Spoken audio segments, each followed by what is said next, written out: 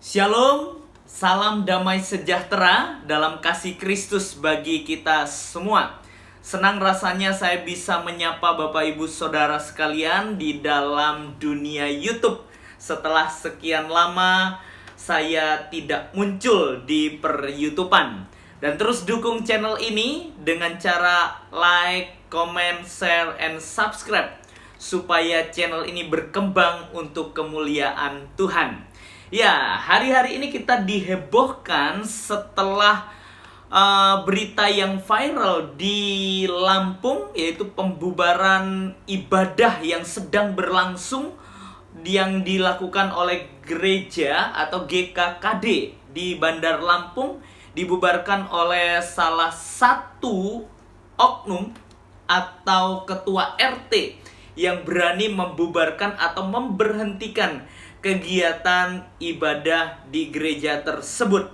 Dan hari-hari ini viral terjadi di Jawa Timur, yaitu letaknya di Kota Malang, Desa Sumberjo, Kecamatan Gedangan, Kabupaten Malang, yang katanya ada sebuah gereja, yaitu Gereja Kristen Jawi Wetan, hendak mendirikan rumah ibadah di desa tersebut. Namun uniknya, pengurus ranting NU meluncurkan surat penolakan terhadap pendirian gereja tersebut. Bapak Ibu Saudara dapat melihat berita-berita di dunia maya itu sudah ada. Kalau Bapak Ibu lihat pembubaran gereja, penolakan pendirian gereja Jawi Wetan di Malang, tentunya di situ akan muncul berita yang sedang beredar. Nah, kalau kita melihat persoalan-persoalan ini, yaitu tentang pembubaran gereja atau penolakan terhadap pendirian gereja, tentunya ini merupakan sesuatu yang tidak harus terjadi di negeri ini. Kalau kita melihat bagaimana pidato Presiden Joko Widodo bahwa institusi itu memberikan hak yang sama tentang kebebasan untuk beribadah kepada Tuhan masing-masing. Mari kita melihat kembali bagaimana pidato Presiden Joko Widodo tentang hak kebebasan untuk beribadah. Mari kita simak video ini. Mumpung juga ketemu Bupati dan Wali Kota mengenai kebebasan beribadah dan kebebasan beragama. Ini hati-hati. Ini yang beragama Kristen, Katolik, Hindu, Konghucu, hati-hati. Ini memiliki hak yang sama dalam beribadah. Memiliki hak yang sama dalam kebebasan beragama dan beribadah. Hati-hati, beragama dan beribadah itu dijamin oleh konstitusi kita, dijamin oleh Undang-Undang Dasar 1945, pasal 29 ayat 2. Sekali lagi, dijamin oleh konstitusi. Ini harus ngerti.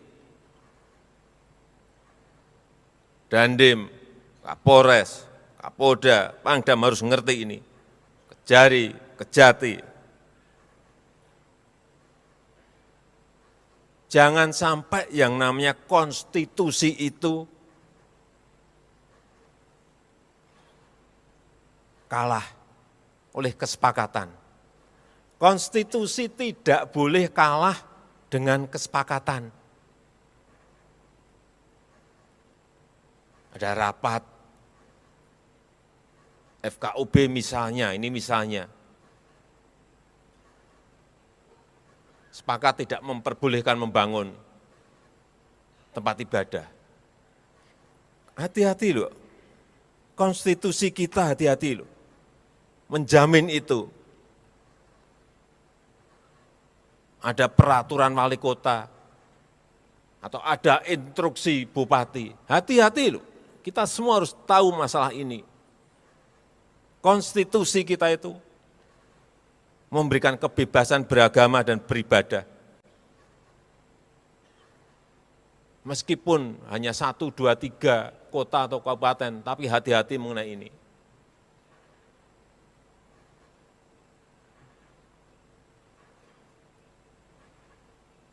Karena saya lihat masih terjadi.